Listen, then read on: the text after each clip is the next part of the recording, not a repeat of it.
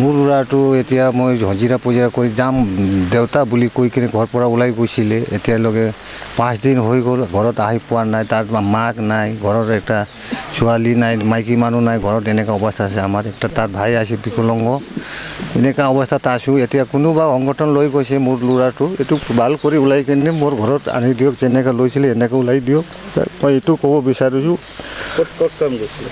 এইটো বোমঘাৰা যাম বুলি কৈছে এইটো জেগা মই দেখি পোৱা নাই ক'ত গৈছিলে বা মইতো ঘৰতে আছোঁ মইতো ঘৰৰ পৰা বাহিৰতে এনেকৈ কামটো নাজানো কাৰ কাম চাইছিলে এইটো নাজানো নামটো নাজানো মই আপোনাৰ ক'ৰবাৰ পৰা ফোন চোন আহিছিলে নেকি নাই একো খবৰ নাই একেবাৰে আইন যিটো শুনি পালোঁ এনেকৈ অৱস্থাত আছে নিউজ লাইভ আহি কিনে এনেকৈ হৈ গ'ল এনেকৈ কথাটো খবৰ দিলে মোক হেৰি কৰিলে এতিয়া মই কৈ দিলোঁ এই কথাটো আগত দিয়ে প্ৰায় শনিবাৰ 18 তাৰিখৰ পুৱতি নিশা 3টাৰ পৰা 4টামান বজাত ফিনবিৰো 1-2 যিখন ঠাই কয়লা মাইনিঙৰ যিখন ঠাই এই ঠাইৰ পৰা জ্ঞান থাপা লেখক বৰা আৰু চন্দন নাৰ্জাৰ এই তিনিগৰাকী অসমীয়া থলগুৰি যুৱকক অপহৰণৰ কাণ্ড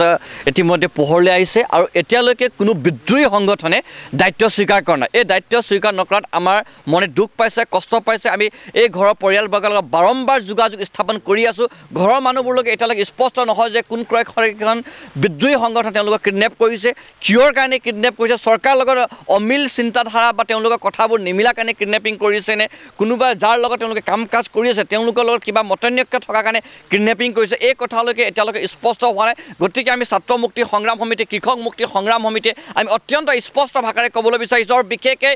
অসমীয়া থলগুৰিক সদায় ভাল পাওঁ বুলি কৈ থকা সদায় অসমীয়া মানুহবোৰ মোৰ বুকুত আছে বুলি কৈ থকা পৰেশ বৰুৱা ডাঙৰীয়ালৈ আমি অতি আপোন শ্ৰদ্ধাভাৱেৰে তেখেতক আমি অনুৰোধ জনাইছোঁ যদি বিদ্ৰোহী সংগঠনৰ মাজত আমাৰ এই তিনিগৰাকী থলগুৰি যুৱকসকল আছে তেতিয়াহ'লে পৰেশ বৰুৱা ডাঙৰীয়া আপুনি হস্তক্ষেপ কৰক এই গোটেই বিষয়ত আৰু এই দিন দুখীয়া হাজিৰা কৰি থকা এই তিনিগৰাকী যুৱকক অতি শীঘ্ৰে আৰু সুস্থ শৰীৰে তেওঁলোকে নিজৰ গৃহলৈ উভতাই পঠাই দিবৰ কাৰণে পৰেশ বৰুৱা ডাঙৰীয়াই যাতে ব্যৱস্থা গ্ৰহণ কৰে এই কথা আজি আমি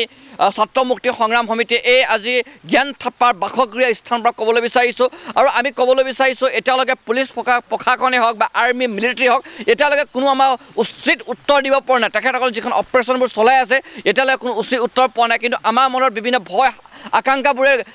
ঘেৰি ধৰিছে বিভিন্ন প্ৰশ্নবোৰ আমাৰ মনত আজি আবৃত্তি হ'ব হৈছে যোৱা 5 দিন ধৰি কোনো খবৰ নোপোৱাত আমাৰ মনত দুখ আছে কষ্ট আছে আৰু বিশেষকৈ জ্ঞান থাপা লেখক বৰা আৰু চন্দন নাৰ্জাৰ এই তিনিগৰাকী ঘৰৰ মূল যিখন মানে ৰাজহাড় বুলি ক'ব লাগে ইকনমিক ফাইনেন্সিয়েল চৰ্জি ৰাজহাড় এই তিনিগৰাকী যুৱকসকল আছে এই তিনিগৰাকী যুৱকসকলে কাম কাজ কৰি নিজৰ ঘৰবোৰ চলাই আছিলে আজি এই তিনিগৰাকী ঘৰত আজি চোলা জ্বলাব পৰা অৱস্থাত নাই আজি এই তিনিগৰাকী যুৱকসকল নিৰুদ্দেশ হোৱাৰ পাছৰ পৰা বা কিডনেপ হৈ যোৱাৰ পাছৰ পৰা ঘৰৰ মানুহবোৰত নিন্দাহৰণ হৈছে আজি জ্ঞান থাপাৰ যিগৰাকী পিতৃ তেখেতৰ দিনে ৰাতে কান্দি অকলশৰীয়া জীৱন লৈ সিফালে পৰা সিফাল দৌৰা-দৌৰি কৰি থকা দেখিছোঁ আমি লেখক বৰুৱা ঘৰত একে অৱস্থা চন্দন নাৰ্জাৰী ঘৰতো একে অৱস্থা গতিকে আমি পুনৰ এবাৰ কৈছোঁ বিশেষকৈ পৰেশ বৰুৱা ডাঙৰীয়া আপুনি গোটেই মেটাৰত ইণ্টাৰফেয়াৰ কৰি হস্তক্ষেপ কৰি মেলি যিকোনো বিদ্ৰোহী সংগঠনে তেখেতসকলক কিডনেপ কৰিছে কথাবোৰ স্পষ্ট কৰি দিব লাগে আৰু অতি শীঘ্ৰে তেওঁলোকৰ নিজৰ সুস্থ শৰীৰে ঘৰলৈ পঠাতে ব্যৱস্থা গ্ৰহণ কৰে আপোনালোকে যাৰ লগত মতানৈক্য আছে যাৰ লগত আপোনালোকৰ কথা পতাবোৰ চলি আছে তেওঁলোকৰ কাৰণে যাতে আমাৰ এই সহজ সৰল তিনিগৰাকী থলগুৰি যুৱকক যাতে বলি পাঠা কোনেও নহজায় তাৰ কাৰণে আমি ছাত্ৰ মুক্তি সংগ্ৰাম সমিতিয়ে আমি অনুৰোধ জনাইছোঁ